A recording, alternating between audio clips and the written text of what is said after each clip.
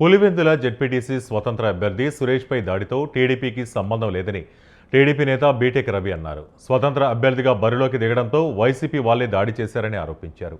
YCP వాళ్లే దాడి చేసి టీడీపీపై నెట్టాలని చూస్తున్నారని మండిపడ్డారు.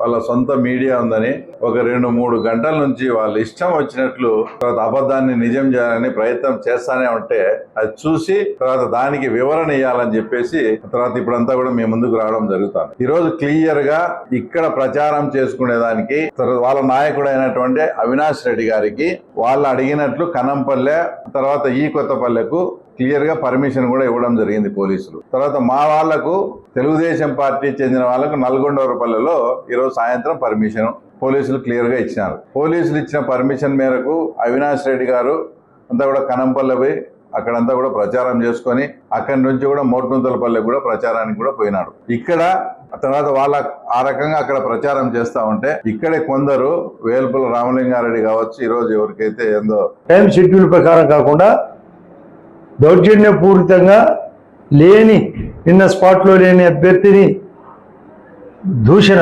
నీచమైన భాష వాడి కొట్టబోతే ప్రజాస్వామ్యంలో తిరుగుబాటులో భాగంగా ఇతనైతే చెప్తున్నాడు. కత్తితో దాడి చేసినారట ధర్ణీశ్వరెడ్డిని. ఇతన్ని కట్టుతో కొట్టారు, తల పగలు కొట్టారు, రక్తగాయం, ఇతనికి చేయంత పగలు కొట్టారు.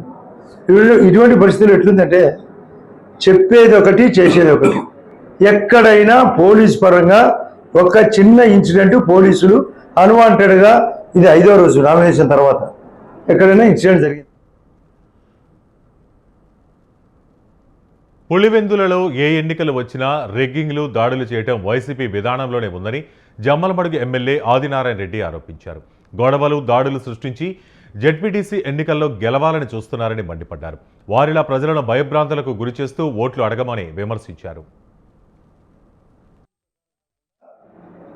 దౌర్జన్యపూరితంగా నిన్న స్పాట్లో లేని అభ్యర్థిని దూషణ నీచమైన భాష వాడి కొట్టబోతే ప్రజాస్వామ్యంలో తిరుగుబాటులో భాగంగా ఇతనైతే చెప్తున్నాడు. కత్తితో దాడి చేసినారట ధర్ణీశ్వరెడ్డిని.